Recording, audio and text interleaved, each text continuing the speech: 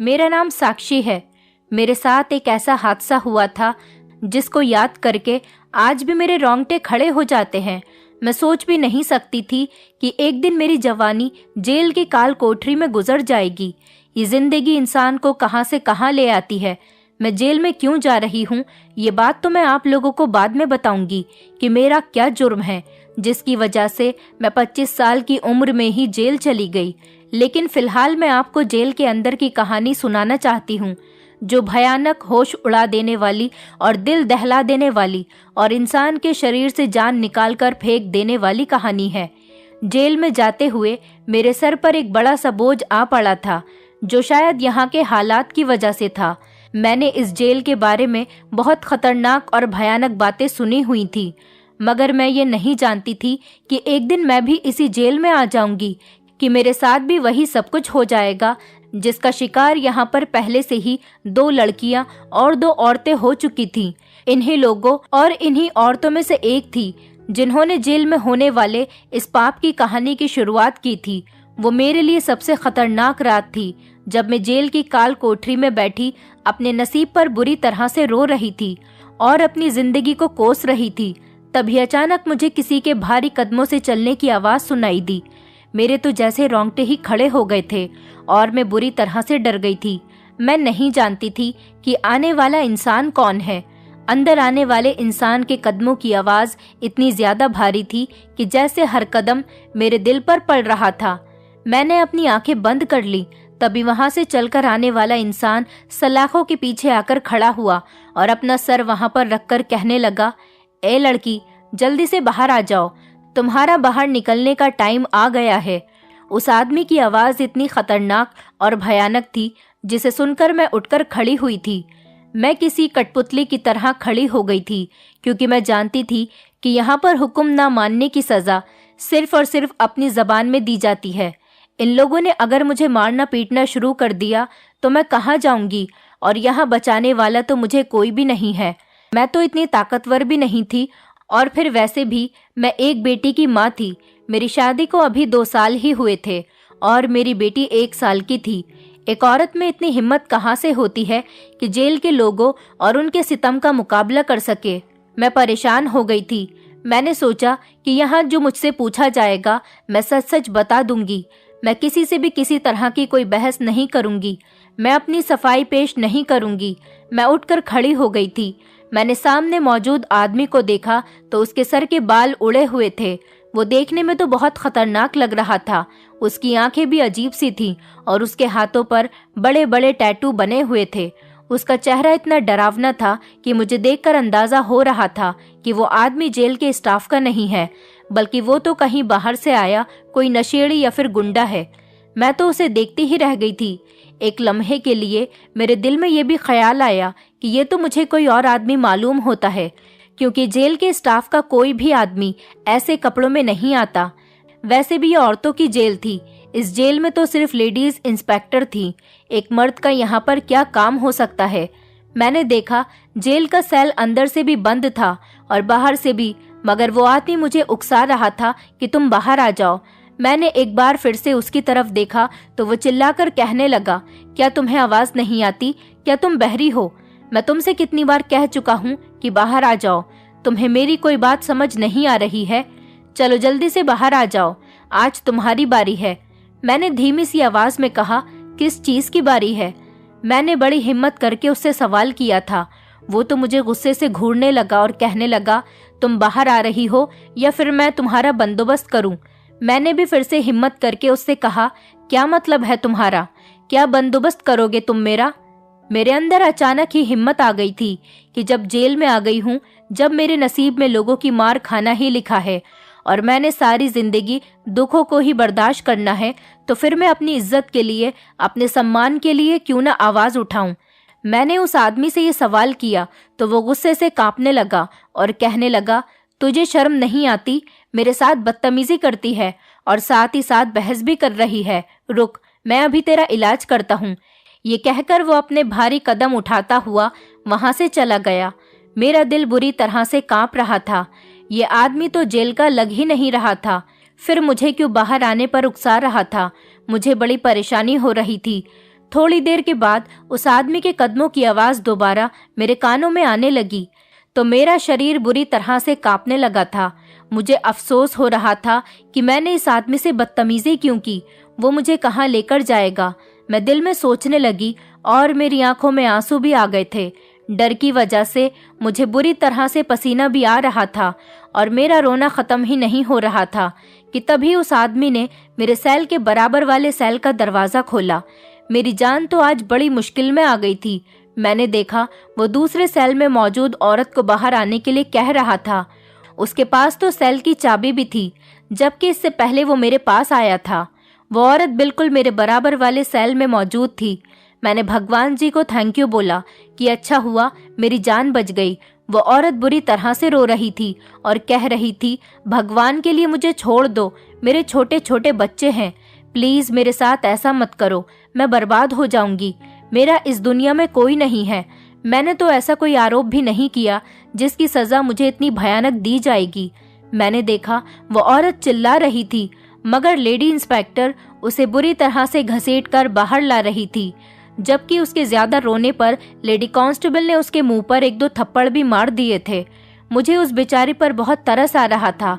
Lady constable उसे jail से घसीटकर बाहर ले आई और उसको उस आदमी के हवाले कर रही थी। उस आदमी ने बड़ी शातिराना मुस्कुराहट के साथ मेरे सेल की तरफ देखा और कहने लगा कि तू कब तक बचेगी, एक दिन मैं तुझे भी अपने साथ ले जाऊंगा। उसके बाद उसने लेडी कांस्टेबल की तरफ देखते हुए कहा कि इसका फायदा भी हमें बेहिसाब होगा। ये जवान है और खूबसूरत है और बड़ी हिम्मत वाली लगती है। उस खतरनाक आदमी की बात सुनकर मुझे उस पर घिन आने लगी थी और अपने आप पर भी रोना आ रहा था कि अब मेरा क्या होगा। अगर इसने मुझे कोई सज़ा दे दी तो मैं जिंदगी भर भूल नहीं पाऊंगी। बड़ी मुश्किल से मैं इस काल कोठरी की मुसीबत को बर्दाश्त कर पा रही थी और अब मेरी जान को एक और मुसीबत आने वाली थी। फिलहाल इस औरत के जाने के बाद मैं उसके लिए प्रार्थना करने लगी, मगर इंसान कब तक एक चीज से बच सकता है? जो उसके भाग्य में लिखा हुआ हो वो एक न एक दिन उसके सामने आकर ही रहता है। लेकिन उसके बाद जो रात आई और उसमें जो हादसा हुआ वो मेरे लिए किसी कयामत से कम नहीं था। उस आदमी ने आकर मेरे सेल के बाहर चिल्लाना शुरू कर दिया। वो मुझे बाहर बुला रहा था और मैं डरी सहमी अपने सेल में चुपचाप बड़ी खामोशी से बैठी रही। जब मैंने कोई जवाब नहीं दिया तो उसने चाबी घुमाकर ताले को खोल दिया। मैं तो घबरा गई थी और मेरे पैरों तले से जमीन निकल गई थी। मेरा दिल जोर जोर से धड़क रहा था। आंखों से आंसू भी निकलने लगे थे क्योंकि मुझे पहले ही उस आदमी से बहुत डर लग रहा था और वो अपने साथ लेडी इंस्पेक्टर को भी मेरे सामने लेकर आ गया था। लेडी इंस्पेक्टर मेरे सामने आ गई। उन्होंने मेरे बाजू से मुझे पकड़ लिया और घसीटना शुरू कर दिया। कहने लगी, जाओ आज रात के लिए तुम्हारी बारी है। लेडी इंस्पेक्टर के कहने पर मैंने उनसे पूछा कि मुझे इस खतरनाक आदमी के साथ क्यों जाना है। मैंने कहा, प्लीज मुझे इसके साथ मत भेजो, लेकिन उन्होंने मेरी एक न सुनी और मेरी किसी बात का कोई जवाब भी नहीं दिया। और वो कहने लगी कि यहाँ पर सिर्फ हमारी मर्जी चलती है। हमसे तुम दुश्मनी पालोगी तो तुम्हारे लिए जिंदगी नरक बना देंगे। इसीलिए तुम्हारा फायदा इसी में है कि तुम खामोशी से हमारी बात मानती रहो। इस बात में कोई शक नहीं था कि वो औरतें ऐसा भी कर सकती थीं, मगर मेरे लिए जिंदगी पहले ही काफी मुश्किल थी। मैंने भगवान से प्रार्थना करना शुरू कर दिया कि हे भगवान, मेरी इज्जत बचा लेना, क्योंकि एक औरत के पास इज्जत से बढ़कर ऐसी कोई चीज नहीं होती। इसके लिए वो जान देने पर भी उतर आती है और मेरे लिए भी सबसे बढ़कर मेरी इज्जत ही थी। मैं रोती हुई उस आदमी के साथ बाहर जाने लगी। बाहर गैलरी में आकर मेरी नज़र एक घोड़े पर पड़ी, जिसे देखते ही मेरी जान निकल गई थी। मैं घोड़े से पहले ही बहुत ज़्यादा डरती थी, लेकिन आज ये घोड़ा मेरी आंखों के सामने था और वो आदमी उसे खुद भी हाँकने लगा और मुझे भी घसीट कर चिल्लाने लगा। एक तो मेरे दिमाग पर उस घोड़े का डर बुरी तरह से छाया हुआ था और दूसरा इस आदमी के अजीब से हुलिये को, जिसे देखकर किसी को भी आसानी से डर महसूस होने लगे। ये आदमी देखने में बहुत खतरनाक था। ऐसा लगता था जैसे पहले भी वो काफ़ी सारे खून कर चुका है। फिलहाल मैं उसके साथ चलने लगी, क्योंकि ऐसा करना मेरी बहुत बड़ी मजबूरी थी। उन्होंने मुझे बहुत डरा धमकाकर उसके साथ भेज दिया था और जो पुलिस हमारे साथ आई थी वो लोग जेल की 15 मिनट की दूरी से ही हमसे अलग हो गए थे। जेल के रास्तों के बारे में भी मुझे जानकारी हो चुकी थी। अब हम लोग जिस जगह जा रहे थे इसके बारे में मुझे कुछ नहीं पता था, क्योंकि मैं आज से पहले किसी ऐसी जगह पर नहीं गई थी। इस जेल में मुझे मेरी आंखों पर पट्टी बांधकर लाया गया था, मगर रात के इस अंधेरे में जब मैं जेल से निकली तो जेल की एक एक दीवार, एक एक कोना मुझे अच्छे से याद हो चुका था। वो मेरे दिलो दिमाग पर नक्शा बनकर छा चुका था। मेरे दिमाग में हर चीज छाई हुई थी। मैं हर चीज को देखकर पहली बार में ही उसको याद कर लिया करती थी। मैं दिल ही दिल में खुश भी होने लगी कि कल को अगर मुझे यहाँ से भागना पड़े तो मेरे लिए बहुत आसान हो जाएगा, क्योंकि सेल के पास से एक रास्ता गुजर रहा था जिससे ये आदमी मुझे लेकर आया था, और अब वो रास्ता मुझे याद हो चुका था। उस रास्ते की पहचान एक ऐसी पहचान थी कि जिसे साफ पता चलता था कि ये खुफिया रास्ता है, और इस रास्ते से ये लोग किसी को गुजरने भी नहीं देते। जब तक किसी को गुजरने नहीं दिया जाता, जब तक किसी की मजबूरी न हो। जब हम लोग जेल से बाहर निकले तो उस आदमी ने मेरी तरफ गौर से देखा और वो कहने लगा, सुनो लड़की, तुम्हें रास्ते में शोर करने की जरूरत नहीं है। तुम जितना मर्जी शोर मचा लो, क्योंकि तुम हो तो जेल में रहने वाली आरोपी औरत, और तुम्हें यहाँ बचाने के लिए कोई भी नहीं आएगा। मेरे पास तुम्हारे खिलाफ बहुत सारे सबूत हैं जिससे मैं ये साबित कर सकता हूँ तुम एक मुजरिम औरत हो। इसलिए अगर तुम खुद को बचाने की कोशिश करोगी तो तुम बुरी तरह से फंस जाओगी। इसलिए तुम्हारे लिए बेहतर यही होगा जो तुमसे कहा जाए तुम वही करना। शायद हो सकता है तुम्हारी जान बच भी जाए, लेकिन अगर तुम मेरे साथ चालाकी करने की कोशिश करोगी तो फिर तुम जेल की सलाखों के पीछे से कभी भी नहीं निकल पाओगी। इसलिए तुम्हारा फायदा खामोश रहने में ही है। मैंने उसकी बातें सुनकर हाँ में सिर हिला दिया, और मैंने उससे वादा किया कि मैं सारे रास्ते किसी तरह का कोई शोर नहीं मचाऊंगी। हम लोग पैदल ही चल रहे थे। वो घोड़ा भी हमारे साथ था, जिसे देखकर पहले तो मुझे बहुत डर लग रहा था, लेकिन अब वो भी मुझे बहुत ज्यादा बुरा नहीं लग रहा था। चलते चलते वो आदमी एक घर के आगे रुक गया था। ये घर तो नहीं बल्कि एक बड़ा सा बंगला लग रहा था। घर बहुत ही ज्यादा खूबसूरत था, लेकिन घर को देखकर लग ही नहीं रहा था कि इसके अंदर घोड़े भी होंगे। मगर ये आदमी तो जानवरों में दिलचस्पी रखने वाला लगता था। बंगले के अंदर जाते ही इसने घोड़े को आवाज लगाना शुरू कर दिया। घर के आखिर में एक छोटा सा कमरा बना हुआ था जो कि किसी स्टोर रूम के जैसा लग रहा था। अंदर से कमरा काफी बड़ा था। कमरे के अंदर जमीन पर बिस्तर लगा हुआ था और चारों तरफ घरेलू इस्तेमाल करने का सामान था, और साथ में एक खूंटी भी लगी हुई थी। मैंने उस कमरे को थोड़ी अजीब नजर से देखा था, और देखती भी क्यों नहीं, कमरा कच्चा था, जबकि बाकी पूरा घर तो बहुत खूबसूरत बना हुआ था। घर में कई जगह पर तो डेकोरेशन भी की हुई थी, लेकिन इस कमरे को देखकर लगता था कि जैसे इसमें कोई इंसान रहता ही नहीं। इस कमरे में जो बिस्तर लगा हुआ था, मैं वहां पर जाकर बैठ गई थी। जैसे ही कमरे का दरवाजा खुला, वो खतरनाक आदमी मेरे सामने आकर खड़ा हो गया था। उसके चेहरे पर बड़ी अजीब सी मुस्कुराहट थी। वो मुझसे कहने लगा, देखो लड़की, मैं तुम्हें यहाँ पर बेवजह नहीं लेकर आया हूँ, और तुम्हें मेरा एक काम करना होगा। अगर तुम मेरा काम करने में कामयाब हो गई तो मैं तुम्हें जेल से रिहा कर दूंगा, और तुम्हें इतने ज्यादा पैसे दूंगा कि सारी जिंदगी तुम आराम से बैठकर खाओगी और मौज करोगी। ये देख रही हो ना, ये आलीशान बंगला और मेरे पास जितनी भी गाड़ियां हैं वो सब मेरी अपनी मेहनत की कमाई की वजह से हैं। ये सारा रुपया पैसा मेरे अकेले का ही है। इस सब का मालिक मैं हूँ। मैं तुम्हारे लिए जिंदगी आसान बना दूंगा, लेकिन तुम्हें मेरा एक काम करना होगा। और हाँ, किसी बात पर भी अगर तुमने जिद की तो मेरा पारा हाई हो जाता है और मैं फिर ऐसी औरत को बर्बाद करके रख देता हूँ। मैं तुम्हारे साथ ऐसा करूंगा, तुम किसी को मुंह दिखाने के काबिल नहीं बचोगी। तुम्हारे न ही बच्चे पैदा होंगे और न ही कभी तुम्हारी शादी होगी। अगर तुम कुंवारी हो तो तुम बिना शादी के ही रह जाओगी, और अगर तुम शादीशुदा हो तो तुम बे औलाद हो जाओगी। वो आदमी मुझे धमका रहा था, ऐसी बातें करके मुझे बुरी तरह से डरा रहा था। मुझे अपनी छोटी सी बेटी की बहुत याद आ रही थी। मुझे उसकी फिक्र हो रही थी। उसको याद करके मेरी आंखों में आंसू आने लगे थे। तो वो चिल्लाकर कहने लगा, ज्यादा नौटंकी करने की जरूरत नहीं है। तुमसे मैं जितना कहता हूँ तुम उतना ही करो। अब बिस्तर पर लेट जाओ और अपनी आंखें बंद रखना। इधर उधर देखने की या यहाँ से भागने की जरूरत नहीं है। अगर तुमने ऐसा भी कुछ करने की कोशिश की तो तुम नहीं जानती हो तुम्हारे साथ क्या किया जाएगा। तुम यहाँ पर सुकून से रहो, तुम्हें यहाँ पर खाना, पहनने के लिए कपड़ा और सुकून भरी जिंदगी, हर चीज दी जाएगी।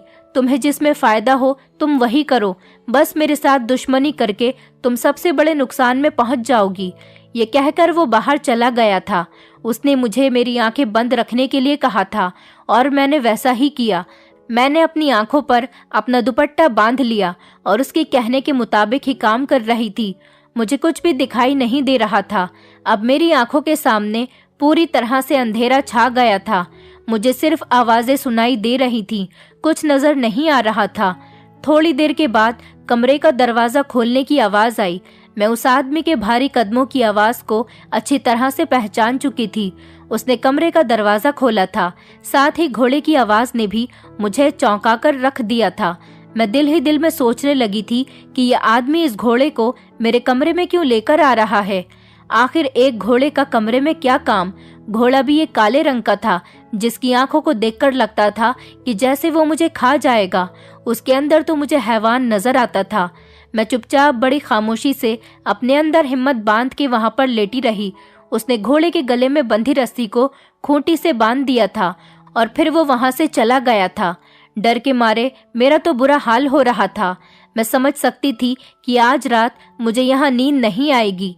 जाहिर सी बात है, आपके साथ कमरे में अगर कोई घोड़ा बंधा हुआ हो और आप एक ऐसी जगह पर हो जिसे आपने पहले ना कभी देखा हो और ना इस जगह के बारे में सुना हो, तो आपको ऐसी जगह पर नींद कैसे आ सकती है। वैसे भी मुझे घोड़ों से बहुत डर लगता था और उस घोड़े ने चिल्लाना शुरू कर दिया था। मैं आंखें बंद करने की कोशिश कर रही थी।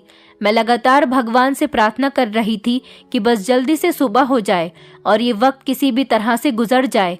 यहाँ से बेहतर तो मैं अपने जेल के सेल में थी। कम से कम वहाँ पर मेरे साथ घोड़ों को तो नहीं बांधा गया था। अब तो वो जेल भी मुझे स्वर्ग की जितना याद आ रहा था। थोड़ी देर के बाद कमरे का दरवाजा खुद से खुल गया और कमरे में एक अजीब सी बदबू फैल गई थी। वो बदबू इतनी अजीब थी कि मेरे दिमाग पर हावी हो गई थी। मुझे चक्कर आने से महसूस हो रहे थे और थोड़ी ही देर के बाद अपने होशो हवास खो चुकी थी। उसके बाद मुझे नहीं पता कि मेरे साथ क्या हुआ। जब मेरी आंख खुली तो शायद सुबह का टाइम हो चुका था। मैं बुरी तरह से हड़बड़ाकर उठ गई थी। मेरे सामने तो घोड़ा मौजूद नहीं था। अब कमरा साफ सुथरा भी था। ये देखकर मुझे बड़ी हैरत हुई थी कि मैं इस कमरे में मौजूद ही नहीं थी। मैं खुद को हैरत से देखने लगी। जब मैं इस घर में आई थी तो वो आदमी मुझे एक स्टोर रूम के जैसे कमरे में लेकर आया था। मुझे खूब याद है कि मेरे साथ घोड़े को भी कमरे में ही बंद कर दिया गया था, लेकिन ये तो एक नया ही कमरा था। मैं एक दूसरे कमरे में बैठी हुई थी। मुझे बहुत गुस्सा आ रहा था। मुझे याद आने लगा कि कमरे में फैली उस अजीब सी बदबू को सूंघते ही मेरे होश उड़ गए थे और मेरे दिमाग ने काम करना बंद कर दिया था। मुझे उस खतरनाक आदमी पर बहुत गुस्सा आ रहा था। मगर फिर कमरे का दरवाज़ा खुला और एक बहुत ही खूबसूरत सी लड़की कमरे के अंदर आई थी। वो लड़की लगभग 15 साल की होगी। वो लड़की इस कदर खुश हो रही थी कि उसे देखकर तो मैं अपनी परेशानियां ही भूल गई थी। मैंने उस लड़की से कहा कि बेटा तुम कौन हो। मैंने जब उससे पूछा तो वो मेरे पास आकर बैठ गई थी। लड़की देखने में बहुत खुश नजर आ रही थी, बल्कि मुझे उसके सामने बैठकर अजीब सी शर्मिंदगी महसूस हो रही थी, क्योंकि पूरी रात एक घोड़े के साथ कमरे में बंद होकर मेरे तो जैसे पूरे शरीर से बदबू आ रही थी। मुझे अपना आप बहुत बुरा लग रहा था। उस लड़की ने मुझसे कहा कि आप यहीं पर बैठो, मैं आपके लिए खाना लेकर आती हूँ, बल्कि आप जाकर पहले बाथरूम में नहा लो, उसके बाद मैं आपके लिए खाना लाऊंगी। मैंने सोचा कि ठीक कह रही है, पहले मैं नहा धोकर फ्रेश हो जाती हूँ ताकि मेरे अंदर से वो बुरी बदबू भी निकल जाए।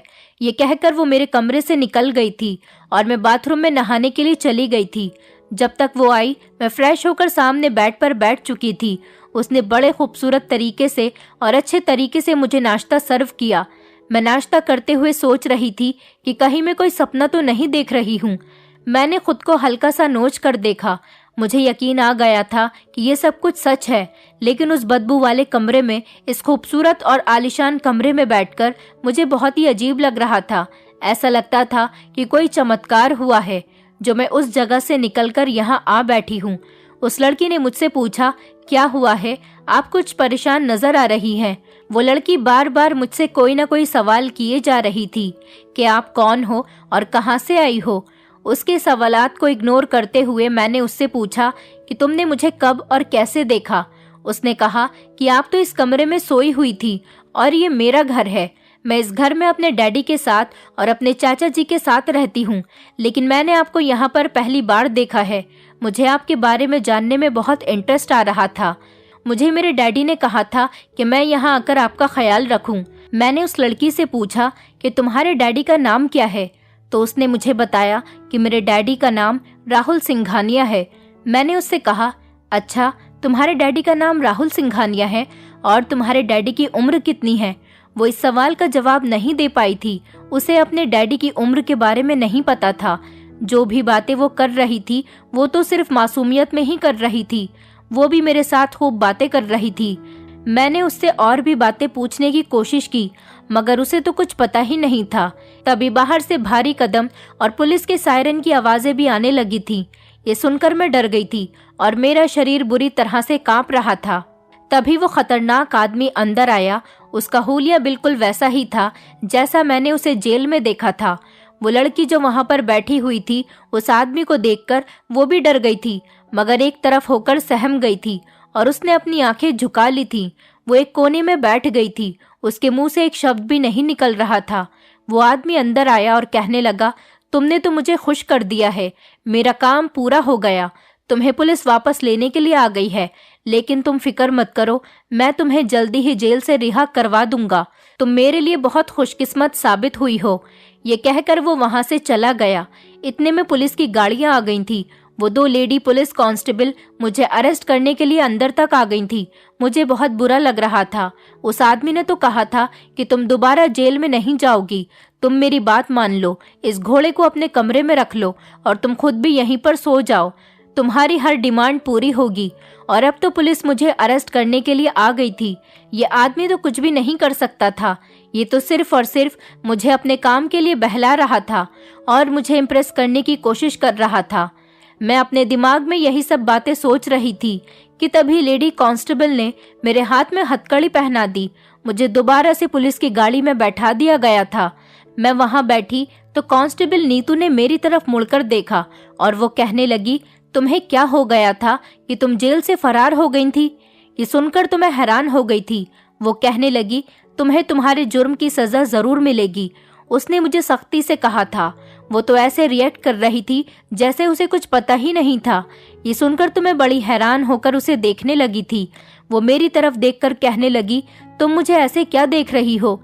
यही सोच रही होगी ना कि तुम्हें जेल से निकालने वाली भी तो लेडी कांस्टेबल अर्चना ही थी, तो वो भी अरेस्ट हो चुकी है। उसे नौकरी से भी निकाल दिया गया है। अब तुम्हारी खैर नहीं। जो कुछ तुमने किया है तुम्हें उसकी सजा भी तो भुगतनी होगी, और अपने जुर्म की भी। गाड़ी चल रही थी और रास्ते में यही बातें हो रही थी। बातें करते करते हम लोग वापस जेल तक आ गए थे, मगर लेडी कांस्टेबल वहीं की वहीं खड़ी हुई थी। मैं हैरान थी कि लेडी कांस्टेबल अर्चना को तो अरेस्ट होना था, मगर वो तो वहीं की वहीं खड़ी थी।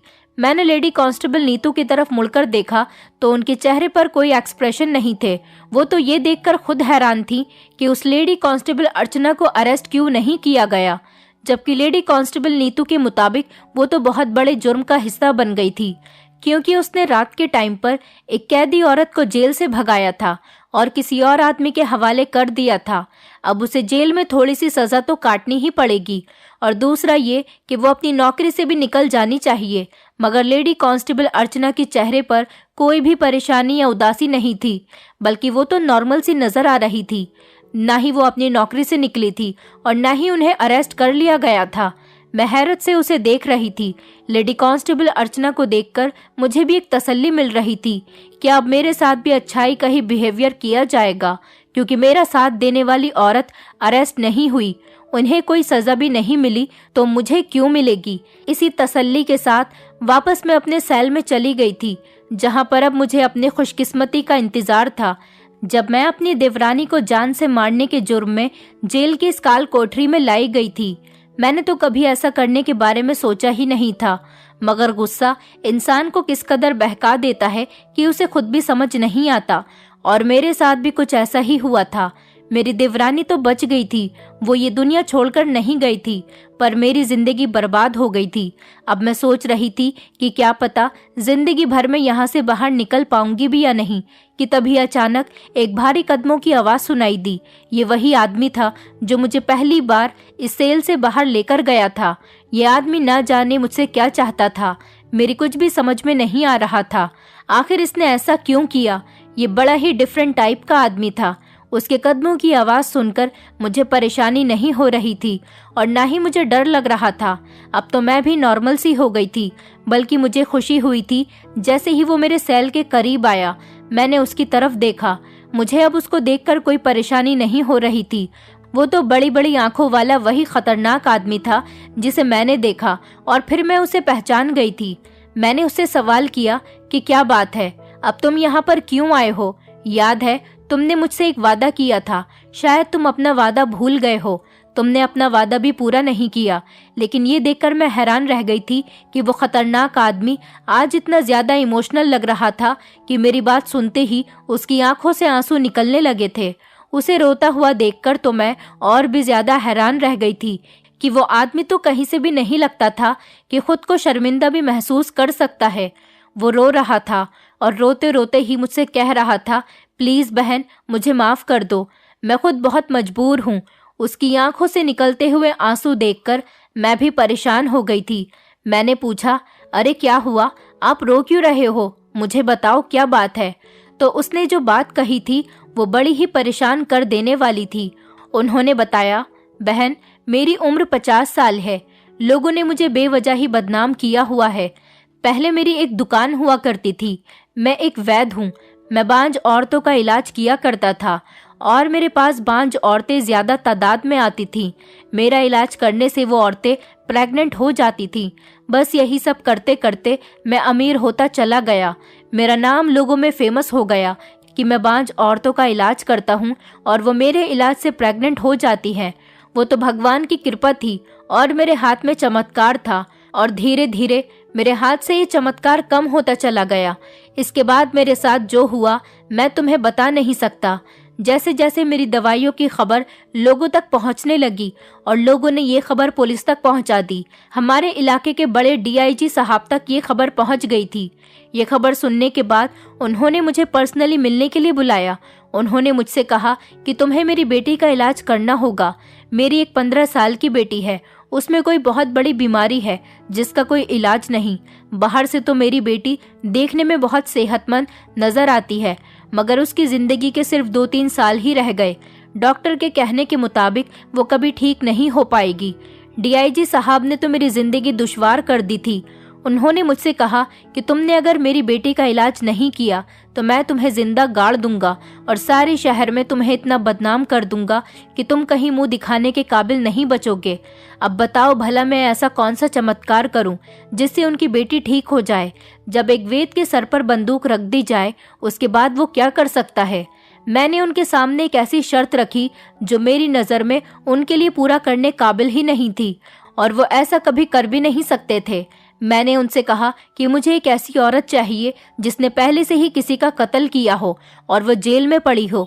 उसके बाद उन्होंने मुझे एक औरत लाकर दी, लेकिन मैं उसको देखकर समझ गया था कि उस औरत ने किसी का कत्ल नहीं किया। मैंने उस औरत को छोड़ दिया और डीआईजी साहब से कह दिया कि इस औरत के साथ आपकी बेटी का इलाज नहीं किया जा सकता। फिर उसके बाद उन्होंने मुझे तुम्हारे बारे में बताया और उन्होंने मुझे तुम्हें दिखाया, लेकिन तुम मुझे बहुत लाचार और मासूम लगती थी। मैंने तुम्हें आजमाया और सोचा कि इसी बहाने तुम्हारी भी मदद हो जाएगी। मैं डीआईजी साहब से कहूँगा कि वो तुम्हारी भी मदद करें और तुम्हें जेल से रिहा कर दें। इसलिए मैं तुम्हें उनके घर पर लेकर गया। मगर इंसान की किस्मत में हमेशा वो नहीं होता जिसके बारे में उसने सोचा होता है। तुम जानती हो मेरे साथ क्या हुआ? मैंने तो डीआईजी साहब को दिखाने के लिए घोड़े के ऊपर इलाज करने की कोशिश की। मैंने एक काले रंग के घोड़े को तुम्हारे साथ कमरे में बांध दिया था और तुम्हें वहां पर सोने के लिए कह दिया था। मैंने डीआईजी से कहा कि मैं यहाँ पर अपनी शक्तियाँ इस्तेमाल करूँगा, लेकिन मैं दूसरे कमरे में जाकर सो गया था। मैंने डीआईजी साहब को ये सब कुछ दिखाने के लिए किया था, ताकि उनको ये यकीन हो जाए कि मैं उनकी बेटी को ठीक करने के लिए कोई खास तरीके का तंत्र मंत्र कर रहा हूँ। बहन, मेरी तो कुछ भी समझ में नहीं आ रहा था कि मेरे साथ क्या हो रहा है। मैं कुछ भी करने के काबिल नहीं रहा था। मुझसे बहुत बड़ी गलती हो गई। जो मुझे शक्तियाँ मिली और मैंने उनका सही इस्तेमाल नहीं किया। अब लोगों को मेरी इस बात पर यकीन ही नहीं आता, बल्कि लोग तो ये समझते हैं कि मैं उनसे बहाने कर रहा हूँ। मेरी तो किस्मत फूट गई जो मेरे सर पर आन पड़ी है कि डीआईजी साहब की बेटी फिर से बीमार हो गई और अब शायद हम दोनों ही ना बच सके। ये कहकर वो वहाँ से चला गया। वो बहुत बुरी हालत में था और बुरी तरह से रो रहा था। मैं समझ गई थी कि पढ़े लिखे लोग भी कभी कभी कितने जाहिल बन जाते हैं। हम तो यहाँ पर सजा काटने आए हैं, जिनका कोई कसूर नहीं है, सजा उनको भी दी जा रही है। उस दिन मुझे अपने जेल में होने पर सारा अफसोस खत्म हो गया था, क्योंकि जो लोग बाहर की दुनिया में रह रहे हैं वो भी किसी न किसी तरीके से कैद ही हैं। इस दुनिया में असल मतलब में तो कोई भी इंसान आज़ाद नहीं, हर इंसान किसी न किसी कैद में घिरा हुआ है। आरोपी ना होकर भी इंसान को किसी न किसी तरह की सजा काटनी पड़ती है। लेकिन मुझे उस आदमी पर बड़ा अफसोस हो रहा था कि उस बेचारे ने तो कुछ भी नहीं किया था, उसके बावजूद भी डीआईजी ने उसे घेर लिया था। कुछ दिनों बाद मुझे खबर मिली कि जो आदमी मुझे पकड़कर ले गया था उसने डीआईजी साहब की वजह से सुसाइड कर ली थी। लेकिन एक अच्छी बात ये थी कि सुसाइड करने से पहले उसने एक सुसाइड नोट लिखा था जो उसके हाथ से बरामद हुआ था। उस नोट में उसने सब कुछ लिख दिया था कि किस तरह से डीआईजी उसे उनकी बेटी का इलाज करने के लिए ब्लैकमेल किया करता था। मुझे उस आदमी की मौत पर बहुत अफसोस हुआ था। उस आदमी ने जितना मुझे अपने काम के लिए इस्तेमाल किया था, इतना ही मेरा फ़ायदा भी किया था और उन्होंने अपना वादा भी पूरा करके दिखाया था।